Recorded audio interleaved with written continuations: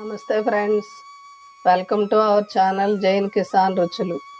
ఈరోజు మనం ఎంతో హెల్దీగా అయినటువంటి నోటికి రుచిగా ఉండే జీరా రైస్ చూద్దామండి.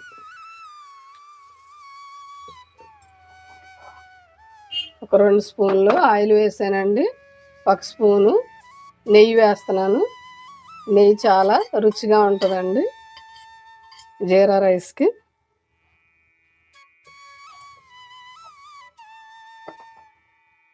నెయ్యి ఆయిల్ వేడెక్కాక మనం ఈ స్పైసీ మొగ్గ ఒక 3 తీసుకున్నానండి.